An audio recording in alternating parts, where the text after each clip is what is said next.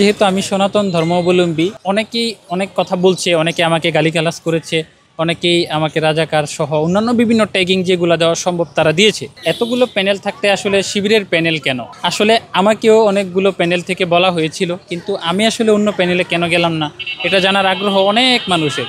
তো সেই ক্ষেত্রে আমি বলতে চাই যে আসলে বাংলাদেশ ইসলামী ছাত্র শিবির হয়তোবা একটি রাজনৈতিক সংগঠন এবং ধর্মীয় সংগঠন, এটা কথা ঠিক, কিন্তু তারা তো তাদের কার্যক্রমগুলো শুধু ইসলাম ধর্মের মধ্যেই সীমাবদ্ধ রাখছে না। এখানে দেখেন ভিন্ন ধর্মাবলম্বী শিক্ষার্থীরাও রয়েছে, তারা তাদেরকে সহযোগিতা করার প্রতিশ্রুতি দিচ্ছে। তারা তাদের ধর্মীয় যে স্বাধীনতা, সেখানে কিন্তু কোনো রকমের হস্তক্ষেপ এখন পর্যন্ত করেনি, এবং তারা এইটুকু নিশ্চয়তা দিয়েছে যে যার যার ধর্ম তারা ঠিক তাদের মতো করে পালন করবে। এখানে ছাত্র শিবিরের আসলে বলার কিছু নেই। আসলে বাস্তবতাও কিন্তু আমরা দেখছি, প্রায় 1-1.5 বছর ধরে আমরা যতটুকু দেখছি ছাত্র শিবিরকে, তারা অন্যান্য ধর্মাবলম্বীদেরকে কিন্তু কোনো ধর্মীয় উৎসব পালন করতে বা তাদের পোশাক পরিচ্ছদ সহ অন্যান্য যে স্বাধীনতাগুলো, সেখানে কিন্তু ইসলামী ছাত্র শিবির এখনও পর্যন্ত হস্তক্ষেপ করে নাই। এবং কিছুদিন আগেও আপনারা জানেন যে বিভিন্ন সেশনের শিক্ষার্থীদেরকে তারা কেরিয়ার ডেভেলপমেন্টের জন্য বিভিন্ন প্রশিক্ষণ এবং সেমিনার আয়োজন করেছে। যে কাজগুলো আসলে একটি ছাত্র সংগঠন হিসেবে ইসলামী ছাত্র শিবিরের করা দরকার, পুরোপুরি করতে না পারলেও আমার কাছে মনে হয়েছে অন্যান্য ছাত্র সংগঠনের তুলনায় ইসলামী ছাত্র শিবির অনেকটাই ছাত্র প্রতিনিধিত্বমূলক যে সংগঠন, সেই দায়িত্বটা পালন করতে পেরেছে।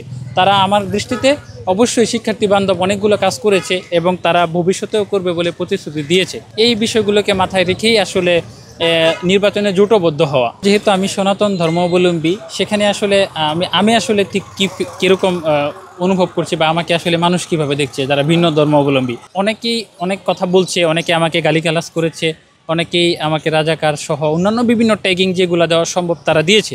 একটা ছাত্র সংগঠনের নির্বাচন হচ্ছে, তো সেখানে আমি কেবলমাত্র একটি সংগঠনের সঙ্গে নির্বাচনের জন্য জোটবদ্ধ হয়েছি। আচ্ছা ভাই, আমরা তো রাজনৈতিক দলগুলোর মধ্যে দেখি যারা নির্বাচন করে তারা কিন্তু বিভিন্ন সময় বিভিন্ন প্রেক্ষাপটে একসঙ্গে জোটবদ্ধ হয়ে নির্বাচন করে। এটা আমি মনে করি এবং আমি আমার জায়গা থেকে স্পষ্ট করে দিতে চাই, এটা কেবলমাত্র ছাত্র শিবিরের সঙ্গে আমার ভালো লাগে থেকে তাদের সঙ্গে জোটবদ্ধ হওয়া, এর সাথে আসলে ধর্মীয় কোনো কিছুর সম্পর্ক নেই। তবে হ্যাঁ, ভিন্ন ধর্মাবলম্বী যারা, বিশেষ করে আমার মতো, তারা যেন তাদের ধর্মীয় অধিকারগুলো ঠিকমতো পায়, সেই বিষয়গুলো নিয়ে কথা বলার জন্যই হচ্ছে আমার এই জায়গায় আসা। যতই সমালোচনা আসুক, আমি জানি যে মানুষ সমালোচনা করছে, কিন্তু মানুষের এটাও বোঝা দরকার যে একটি ছাত্র সংগঠন আসলে ধর্মের যে বিষয়গুলো কোনো কিছুই নির্ধারণ করে দিতে পারে না। এখানে কিন্তু আসলে ধর্মের যে বিষয়গুলো অনেকে টেনে আনতে চায়, এই বিষয়গুলো আসলে সঠিক নয়। কারণ একটি ছাত্র সংগঠন নিশ্চয়ই কোনো ধর্মীয় যে রীতিনীতি আছে সেটাকে পরিমার্জন করতে পারে না। তারা তাদের ধর্মীয় রীতিনীতি পালন করবে, ভিন্ন ধর্মাবলম্বী যারা তারা তাদের ধর্মীয় রীতিনীতি পালন করবে। এখানে আসলে নির্বাচনের সঙ্গে ধর্মের আসলে তেমন কোনো সম্পর্ক এই চাকসুর ক্ষেত্রে নেই। তবে যেটুকু আছে, আমি মনে করি যে সকল ধর্মের মানুষ এক সমানে যেন তাদের সমান অধিকারগুলো পায়, সেই কথাগুলো যেন আমি বলতে পারি, সেই জন্যই জোটবদ্ধ হওয়া। এখানে আসলে কোনো ধর্মকে ছোট করা বা কোনো ধর্মকে বড় করে দেখা, এরকম কোনো উদ্দেশ্য নেই। বিশ্ববিদ্যালয়ের শিক্ষার্থীদেরকে আহ্বান রাখবো এইটুকুই যে আপনারা যাদেরকে প্রয়োজন মনে করবেন তাদেরকেই তো ভোট দেবেন। তবে আমাদের প্যানেলটা যেহেতু একটা ইনক্লুসিভ প্যানেল, তাদের সঙ্গে আমি কাজ করেছি, আমার অভিজ্ঞতা থেকে বলছি, আমাকে ভোট দিতে হবে এমন কোনো কথা নাই। বিগত 24 দিনের প্রচারণায় আমি আজ পর্যন্ত কোনো শিক্ষার্থীকে আমাকে ভোট দিতে বলিনি। আমি আমার প্যানেলের জন্য আপনাদের কাছে সমর্থন প্রত্যাশা করি। আর আমাদেরকে যদি মনে করেন যে হ্যাঁ, প্রতিবন্ধী শিক্ষার্থীদেরকেও আসলে প্রতিনিধিত্বমূলক জায়গায় আসা দরকার, তারা তাদের কথা বলার জন্য যদি কোনো প্ল্যাটফর্ম খুঁজতে চায়, তো সেই জায়গাতে যদি আসলে আপনারা মনে করেন যে না, প্রতিবন্ধী শিক্ষার্থীরাও বিশ্ববিদ্যালয়ের অংশ, তারা তাদের কথাগুলো বলুক, তাহলেই আমার বিষয়টা আপনারা বিবেচনা করবেন। কিন্তু বাকি প্যানেলের জন্য যারা আছে তাদেরকে অবশ্যই আপনারা বিবেচনা করবেন।